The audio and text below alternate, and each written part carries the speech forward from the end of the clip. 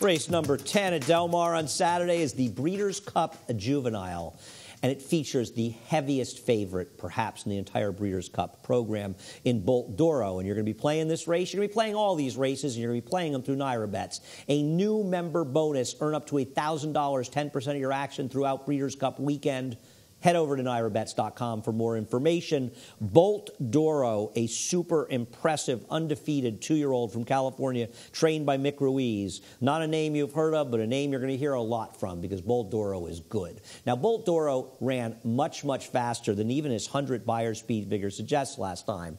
This was the figure they used, and I respect the Beyer figure-making decision. Even if you think it's higher, the 100 Beyer speed figure is a significant edge over any of his competition. He beat a good horse in Solimini, who finished over 7 lengths behind him.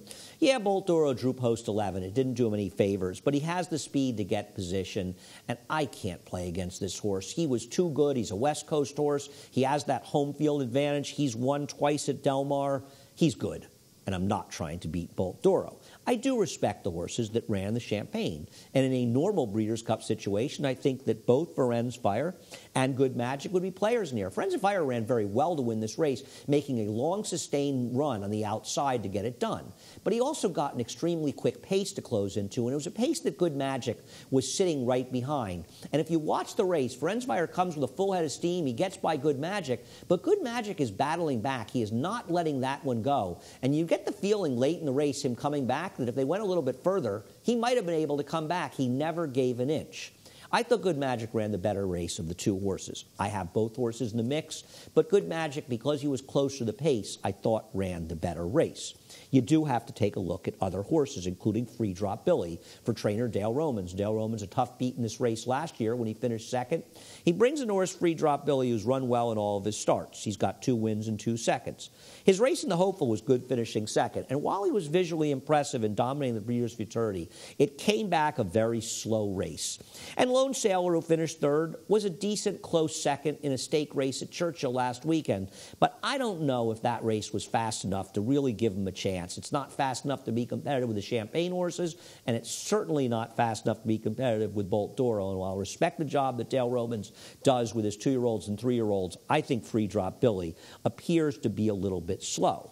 Now, the Tabulator, a Larry Ravelli horse, beat another Dale Romans horse in Hollywood Star. This was in the middle of September at Churchill Downs. I actually like Hollywood Star out of this race. In a lot of ways, he's the Dale Romans horse that I prefer of his 2 horses. Free Drop Billy may be more flashy, but I thought Hollywood Star actually ran pretty well in here. The problem is the race came back in relative terms just too slow to get it done. You're asking horses that ran Beyer speed figures in the mid-70s to not only beat the horses from the Champagne that ran 90 figures, but also beat the likes of Bolt Doro, who ran 100, and that's the low end, that 100. I just don't see it really happening.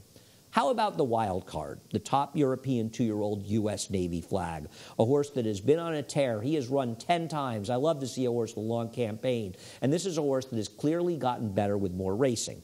He was also on the best part of the track last time when he ran at Newmarket. The inside was very, very good, and he took advantage of it. But he has been good and improving with every single start. His connections, ostensibly, though, had brought him over, they said, to run the Breeders' Cup on the turf, the juvenile turf race, and they were going to run the second-place Mendelssohn on the dirt.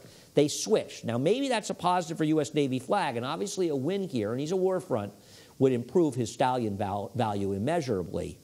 I just don't like these horses going from turf to dirt, these Europeans. I know we saw Johannesburg win. Johannesburg had more dirt pedigree, though. This horse has a very stout turf pedigree on the dam side, and I'm against U.S. Navy flag, but I am not against Bolt Doro. This California horse is extremely good, and I've picked the 11 Bolt Doro on top. I'll use a little 6 Good Magic. I'll use a little 2 Solimini. Maybe he can make up that 7+ lengths for trainer Bob Baffert. And I'll use the 3 Ferenz Fire, but Bolt Doro is very much the one to beat in the Breeders' Cup Juvenile Dirt.